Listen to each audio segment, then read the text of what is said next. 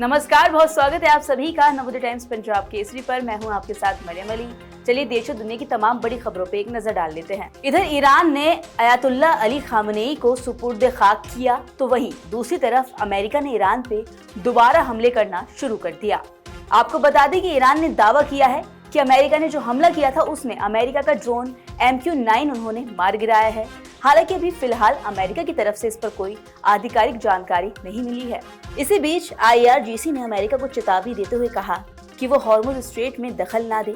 उसका कहना है कि अगर अमेरिकी हमले जारी रहे तो स्ट्रेट में सामान्य आवाजाही बहाल नहीं हो पाएगी और इसका असर वैश्विक अर्थव्यवस्था पर पड़ेगा। दूसरी ओर अमेरिकी सेंट्रल कमांड ने दावा किया कि उसने मंगलवार और बुधवार को 170 से ज्यादा ईरानी सैन्य ठिकानों पर मिसाइल और ड्रोन से हमले किए।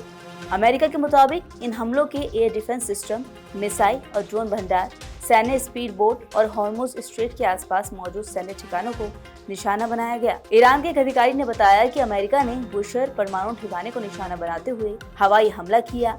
हालांकि फैसिलिटी को कोई नुकसान नहीं पहुंचा। उधर प्रधानमंत्री नरेंद्र मोदी ऑस्ट्रेलिया के दौरे पर हैं। आपको बता दें कि आज वो ऐतिहासिक मेलबर्न क्रिकेट स्टेडियम पहुंचे। PM मोदी ने इस दौरान ऑस्ट्रेलियाई समकक्ष एंथनी अल्बानीज की मौजूदगी में पहली बार भारत में बिग बैश लीग कराने का ऐलान भी कर दिया। PM मोदी ने स्टेडियम में मौजूद खिलाड़ियों और अन्य लोगों के साथ गर्मजोशी से मुलाकात भी की।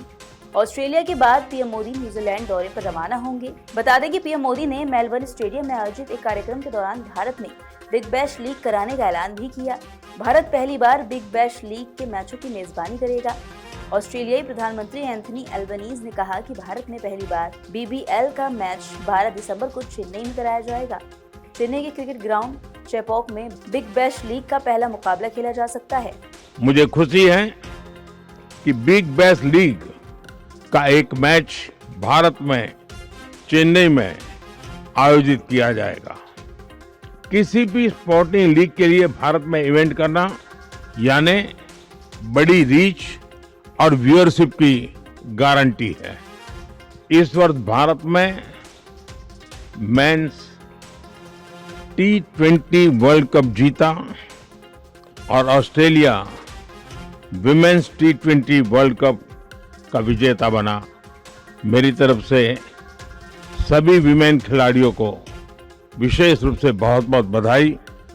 मुझे विश्वास है कि स्पोर्ट्स की तरह हमारी पार्टनरशिप भी हर क्षेत्र में चैंपियन बनेगी। मैं एक बार फिर खेल, युवा ऊर्जा और भारत ऑस्ट्रेलिया मित्रता का एक सुंदर अनुभव कराने के लिए मेरे मित्र प्रधानमंत्री अल्बानीज का आभार व्यक्त करता हूं। वहीं अमरनाथ यात्रा 2026 3 जुलाई से शुरू हो गई है, जहां लाखों लोग वहां दर्शन करने पहुंचे बाबा बर्फानी के। आपको बता दें कि 3 जुलाई से ये यात्रा शुरू हुई थी, जिसमें देखा गया कि एक हफ्ते के दौरान करीब 1.5 लाख से ज्यादा श्रद्धालु वहां पहुंच चुके हैं। हर दिन हजारों भक्त पवित्र गुफा पहुंच रहे हैं, जिससे साफ है कि हाल के वर्षों में ये संस्करण सबसे उत्साहजनक साबित होने वाला है। बता दें कि दोनों रास्तों पर श्रद्धालुओं की लगातार बढ़ती भीड़ हिमालय की इस कठिन यात्रा के प्रति लोगों की गहरी आध्यात्मिक आस्था को दर्शाती है। वहीं अधिकारियों का मानना है कि जिस रफ्तार से तीर्थ यात्री पहुंच रहे हैं, अगर यही रुझान बिना रुकावट जारी रहा तो 2026 की यात्रा हाल के सालों में सबसे ज्यादा भागीदारी वाला आयोजन बन सकती है और आने वाले हफ्तों में भी भीड़ जोरों पर रहने वाली है। अब आपको बताते हैं दिल्ली की खबर, जहां दिल्ली के अलीपुर स्थित इलाके में एक कार्डबोर्ड रोल गोदाम फैक्ट्री में आग लग गई, जहां पर आग की सूचना मिलते ही दमकल विभाग मौके पर पहुंचा, आग पर काबू पाया, कोशिश की गई पूरी। इसी के साथ फायर ब्रिगेड डिपार्टमेंट के जो अधिकारी हैं उन्होंने क्या कुछ बताया वो आप सुन लीजिए। हमारे पास 12:50 पे जो है कॉल आई थी कि सर गली नंबर 10 में गोडाउन में फायर है। तो इनिशियल टर्नआउट पे हमारे जो है 2 वाटर टेंडर, 2 वाटर बाउजर और 1 BFT का जो है इनिशियल टर्नआउट हुआ था कंट्रोल की तरफ से। फिर जो है इस पे जो है हमारे ADO साहब, पारस साहब जो है और नितिन सर को भी भेजा गया। फिर पारस सर ने आके देखा कि इस पे जो है एरिया वाइज जो है बहुत बड़ा गोडाउन है और साथ में भी बड़ा गोडाउन था। तो for the prevention of accidental fire इसको कैटेगरी में मेक 6 अपग्रेड कर दिया गया।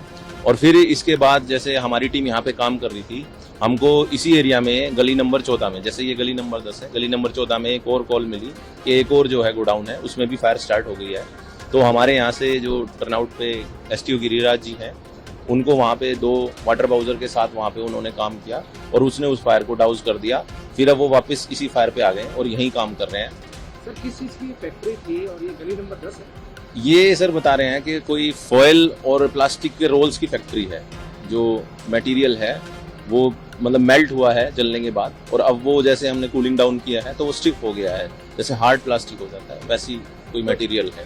सर ये अलीपुर में जो ये एरिया है, गली नंबर जैसे आपने बात करी 10 और 14, हाँ जी, अलग अलग फायर के कॉल्स मिली। yes, first we received the call of gully number 10, then after we received after 1.5 hour we got received the call of gully number 14। गली नंबर 10 में किस चीज़ की फैक्ट्री थी, उसकी किस चीज़ में आ गई? ये सर मैं बताया जैसे आपको कि ये जो रोल होते हैं प्लास्टिक के रोल्स होते हैं, प्लस उसमें कोई फॉइल मटेरियल जैसे हमारा होता है, वो उसके बड़े रोल्स का जो है गोडाउन है ये, जिसमें फायर। तो आग पर काबू पा लिया गया। कितनी गाड़ियाँ इस ऑपरेशन में मौजूद हैं? इस ऑपरेशन में टोटल 14 फायर यूनिट्स मौजूद हैं, जिसमें कि हमारी जो बल्क फॉर्म टेंडर है उसका भी टर्न आउट किया गया है, क्योंकि जो ये इस टाइप की फायर्स होती हैं उस पर BFT काफ़ी जो है वो होती है। कोई इंजर्ड तो नहीं? नहीं, अभी तक कोई इंजरी रिपोर्टेड नहीं है। तो दोनों ही फायर गली नंबर 10 और गली नंबर 14 दोनों में ही कंट्रोल आ गए? हाँ, दोनों में ही जो है सर हमने इसको कम्प्लीटली तो नहीं, कूलिंग कंटिन्यू है, इसको जो है डाउज कर लिया है। अब बात कर लेते हैं मौसम की। बीते दिन दिल्ली NCR समेत कई राज्यों में इतनी तेज बारिश हुई कि पूरा उत्तर भारत भीग गया। आपको बता दें कि लगातार हुई बारिश से लोगों को आने जाने में काफी ज्यादा दिक्कत का सामना करना पड़ा।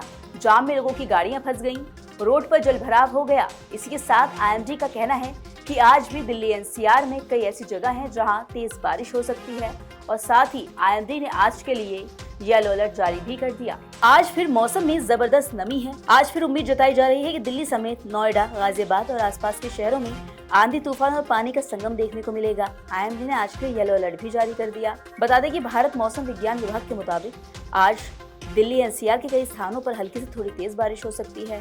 वहीं IMD का कहना है कि स्थानीय मौसम रिपोर्ट के मुताबिक आज दिल्ली में नमी करीब 95% है। ऐसे में बादलों के बरसने के लिए एकदम सही स्थिति है। वहीं दूसरी ओर येलो अलर्ट में भी ये बताया गया कि वीकेंड की सुबह भारी बारिश आंधी तूफान के साथ हो सकती है। वहीं दोपहर में भी मौसम ऐसा ही बना रहेगा। कई इलाकों में मूसलाधार बारिश भी हो सकती है। तो ये थी तमाम जरूरी खबरें जो हमने आपको दिखाई। इन खबरों का अपडेट भी लगातार आप तक पहुंचता रहेगा। बस उसके लिए आपको जुड़े रहना होगा नवोदय टाइम्स पंजाब केसरी के साथ।